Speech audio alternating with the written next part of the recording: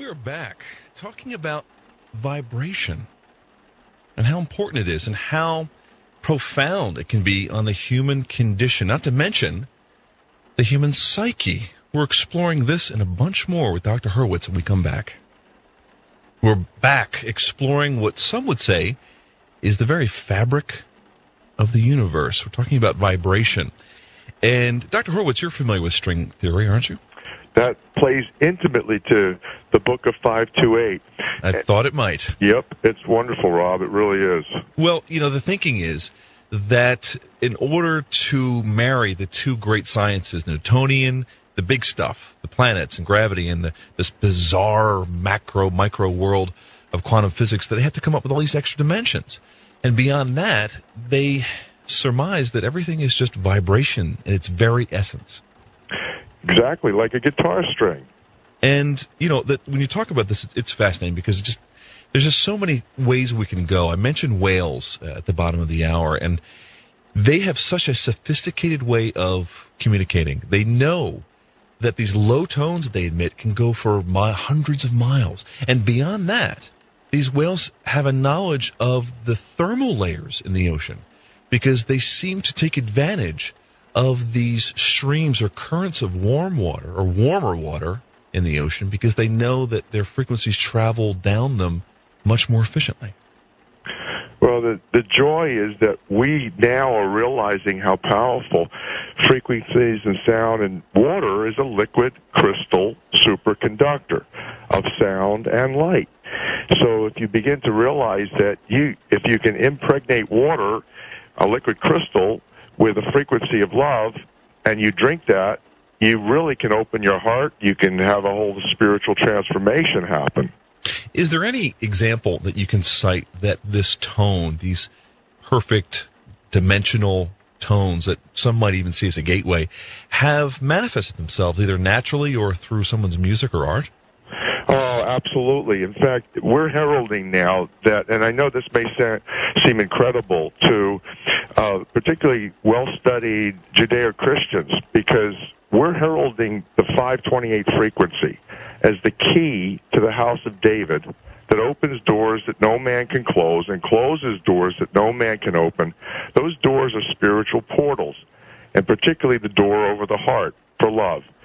And many, many things. If you really look at what 528 is, it's at the heart of everything. It's literally at the center of the rainbow. It's this greenish-yellow color we talked about, chlorophyll. It's playing at the heart of the solfeggio musical scale.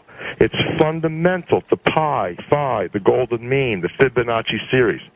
You wouldn't be able to measure space-time. All measurement is based on fundamentally the 528 frequency within the musical scale, and it's virtually the musical scale of divinity, all of sacred geometry. Well, how is 528, for example, tied into the golden ratio, the Fibonacci sequence? Well, you go into, again, I'm going to refer people, and I apologize for not giving you guys advice. Well, just a general answer. I mean, just because I know a lot of people aren't mathematicians. Okay. Well, the Pyramid of Giza, when you analyze it, you've got 528 intimately connected to the sacred geometry of the pyramid. You also have 5,280 feet in a measured mile. You wouldn't have that without 528. Okay. That was a quick answer. Well, let me ask you this. There is more to this than meets the eye. I know we're talking about these frequencies and how they've manifested themselves. You say it's through the color for chlorophyll and ultimately the color green. Certainly there must be more examples, though. Oh, absolutely. Again, when you think about the wonderful work of Doc Child at the Heart Mind Institute, for example, we know that the heart is resonating very powerfully. There's a heart mind, and there's an ego mind. And the ego mind is up where we call the left brain, and it is associated with the pineal gland, and it vibrates, as we've been talking about, in kind of like this egoic dissonance of 741, dissonant to love. Has this been measured? Well, we're actually now beginning to measure it, and we're looking at the different frequencies, and many, many practitioners, clinicians are using it effectively already. To treat specific diseases? Well, particularly not so much diseases in the medical sense, but imbalances in the energy fields. We know every chakra, there's 7 chakras, fundamental chakras. And again, the heart chakra is at the center. So this is the heart chakra, the heart of everything that we're talking about. If you look at what I did in the Love, the Real Da Vinci Code, for example, I laid out Russia space-time physicist Hartmut Müller's standing gravitational wave of the universe, which he said has specifically 6 nodes. And those nodes, if you look at the center of those 6, you've got the do, re, mi, and then the fa. And the mi, mira gestorum, as I mentioned in Latin, and the fa, family torum in Latin, is the miracle family. So the miracle family is really at the heart of this Marco Rodin et al. Determined musical mathematical matrix of creation. So really it's at the heart of everything. Well, it seems as though this is where science is leading us. The bigger electron colliders we make, the more we find out that there is this, it's not particles anymore, it's a fabric. We can't, we're getting so small that the particles just seem to dissipate. And so there is this fundamental frequency or fabric of the nature of the universe that we're still trying to figure out. We don't know what dark matter is. We don't know what dark energy comes from. We know it's there because it's driving the universe. And it seems like it might be a very elegant answer to all this. It is the answer. That's why it's the key, the musical note that opens all the doors for the spiritual renaissance, for the 1,000 years of world peace.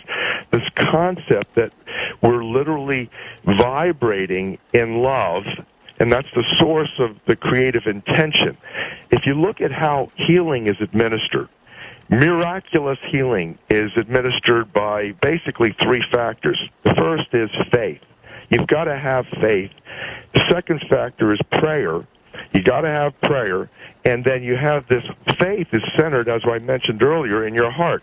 You have to have heartfelt, loving intention to have healing, to have a blessing bestowed, yet to have this Holy Spirit power come and anoint and heal and or uplift someone and cure a certain ailment. Again, it's energy. And you don't even have to go as far as black holes or that kind of level of physics. Just look at the electrons. Electrons are kind of like the smallest, there's smaller quarks and there's subatomic particles, but in terms of where the energy is coming and flowing, just look at the electron. It's not just a particle, it's a wave particle. And in terms of measuring where it's at any particular time, it's a virtual impossibility because it's in a wave, it's in a cloud, it's kind of like there, but it's not there. It's the first primary place where physical precipitation into the manifestation of physical reality comes out of this space. Now, that's what I believe based on a lot of evidence in math and physics, in looking at even the scriptural theology, the understanding of how creation happens. It's 528 love that is manifesting this. Well, what about the notion that there are people who are, vibrating at a very high level, or people who have some sort of disease or illness? Do you think that they're vibrating on a lower level? Absolutely. There's no question that when you're in dis-ease, disharmony, the frequency of energy that's particularly striking the organ or resonating from the organ is out of sync with nature. It's out of sync with this musical mathematical matrix. And you go into what Jesus talked about, the kingdom of heaven is near, and there's nothing missing, nothing broken in the kingdom of heaven. It's perfect. And in fact, in physics terms, these kingdom of heaven concept is in this quantum field, as I mentioned, and there's parallel dimensions right here, right now, in which the angels operate, in which the Holy Spirit flows, in which now we can have these kinds of miraculous healings. It was a wonderful blessing today. We were on the exhibit floor. A woman came up to my booth. She had severe dental pain from oral surgery that she had yesterday, and I basically prayed for her, and I gave her just a blessing of pain, free prayer and hands-on healing, and it miraculously disappeared. Now, that's not something that's unusual. We're witnessing that routinely, and a lot of people are. Well, it comes in many forms. There's the Reiki practitioners. There's the hands-on. There's the healing. There's the holy water. I mean, it really does manifest itself in a variety of ways. And it's also probably a lot to do with the recipient. They have to be open to this for it to really work, don't you think? That's exactly right. That's why I mentioned the keys to miraculous healings are faith. You've got to have faith and trust, which in the technology, in this case, divinity. The second thing is you've got to apply the creative technology, which is your lips. I mentioned the most powerful healing technology on earth is your lips. And that's, again, when you think of going back, the Creator created through the spoken word. Well, what makes you think the Creator would send us down to earth if we're created in His image, or her image, that we wouldn't be given the instruments to be powerful co-creators, particularly since you're 80% water. And again, in the beginning, there was the Creator, the water. Even before the Holy Spirit is mentioned in Genesis 1:2, you've got an acknowledgement that water is part of the triune God. Jesus referred to water in John as this spirit water. And so you begin to realize that, this whole concept, Mark is spirit water. I think it's Mark 3. Spirit water is where it's at. And what is, you integrate Dr. Emoto's magnificent work, and you realize that water is conscious. It literally responds to prayer. It's a conduit. It's a conduit. It's a superconductor of sound frequencies. It's like a blank slate that we can put our consciousness on, some would say. Yeah, it's the most unbelievable blessing. Yeah. And it's the greatest, worst tragedy that we're now having to spend $6-7. I'm in a hotel in LAX, and you realize, gee whiz, you're spending $7 for a bottle of polluted drinking water that they put chlorine and fluoride into. It's like ridiculous. Well, you mentioned the Bible. Is there, in your theory of this 5-2-8, examples where he was using sound in his many healings?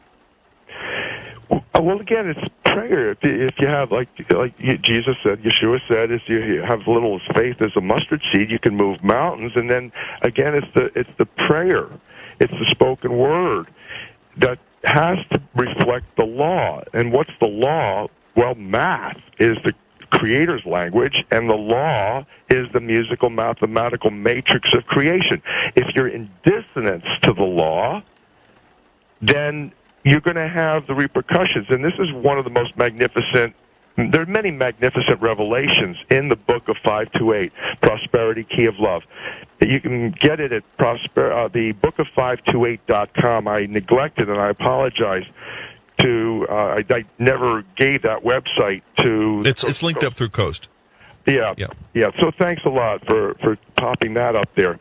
But the issue is that we've got to understand that this is a magnificent opportunity to use the divine revelations to heal ourselves and our planet. Well, it cuts both ways. I can't help but to think of the walls of Jericho being brought down by a trumpet of sorts. Do you think that's another example of using these frequency? Beautiful example. Now, let me test you memory. How many days did the Levitical priests circle the city of Jericho, before the walls came tumbling down? You remember? I do not. They actually, most people would say 7, but actually it was 6. Read carefully the Bible, and you'll realize they had circled the city. They told everybody to keep very quiet, don't speak, and they circled the city playing their trumpets for 6 days. And then on the 7th day, they told everybody, come in, cheer, clap, and the walls came tumbling down, all except Rahab, who had put out of her window, was instructed, because she harbored the spies, they owed her, they told her, we're going to save you, and if you put out a scarlet, now this red kind of rope out of your window, that acted in essence like a heat sink, electromagnetic sound vibration heat sink that protected her particular part of that wall. So again, this is extraordinary revelation, and it's so simple. It really is. It seems as though there was a lot that is missing from these sacred texts as far as this oral tradition, or how important these words were, or how to utter them, or maybe it's this combination of syllables that have such a profound effect. Well, again, another beautiful revelation in the book of 528 is this concept of the vowel sounds. Like if you go into voice training, the top vocalists in the world are trained to harmonize with other vocalists by singing the vowel sounds.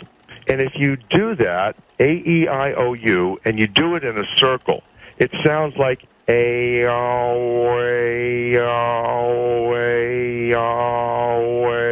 You're actually saying the name of the Creator. Yod-He, Vav-He. Yeah, the name of God. Yep. And so, again, I mentioned earlier, laughter, sighing, yawning, you're actually resonating in harmony with divinity. And isn't it a big tradition in Judaism not to utter the name of God? It's almost forbidden, right? Well, this is the disgusting, despicable thing from my perspective. Or I can let it go. I could say, Len, okay, relax. It wasn't time. In God's plan. My problem, Rob, is, I tend to be a prophet. I tend to be 15 years ahead of my time, and I tend to be impatient. I want to have peace on earth now, but I could give myself a break and say, you know what, it just wasn't time yet. And now we're just having the opportunity to have the revelations manifest into the technologies that we can free ourselves from the slavery. Okay. So how does that relate to my question? Well, that now we're simply getting back into this understanding that, we're responsible for manifesting. Well, no, I was asking about it's forbidden to utter the name of God casually or even publicly. Again, a part of me feels that it's a suppressive thing, just like the Roman Catholic Well, Church. tell us about what is the tradition, first of all, so people can understand it. Well, clearly you're not supposed to utter God's name in vain. But the concept in Judaism is that you're not supposed to speak, that nobody is supposed to speak the name of God. And is there a reason or rationale? I suspect strongly that it's either one of those two options. It's either a manner in which to suppress us spiritually and cut off divine human communion for the masses so that the masses could be manipulated. You'd have to go to the Levitical priests in order to get the information. Or, it's, as I say, maybe Horowitz is just impatient. Maybe it was supposed to be that we, the people, were supposed to go through a couple millennia of being spiritually suppressed and not having connection to Creator, not even being able to say His name or sing praises like King David did to the Creator. And now suddenly, we've got the end times. Things are falling apart. It's desperate. It's the end times. And now we've got the revelation of Isaiah 22:22 and Revelation 3:6-8, which says a sixth angel from Philadelphia has arrived and said to Horowitz, hey, here is the key to the house of David that opens the doors to love, the spiritual portals for the blessing, for the emancipation of we the people from this slavery and this disconnect from our source. Mention the name of God at your own will, but perhaps it was the key to liberation that has been suppressed for all these years. We're talking with Dr. Len Horowitz. Len, give out your website so people can go and find this book. Well, thank you, Rob. Yeah, I neglected to give it. It was the book of 528.com. It's a $9.98 ebook. It's coming out in hardcover early summer, and right now you can get it on the ebook PDF file downloadable from thebookoffive28.com. Is there a phone number they can call too?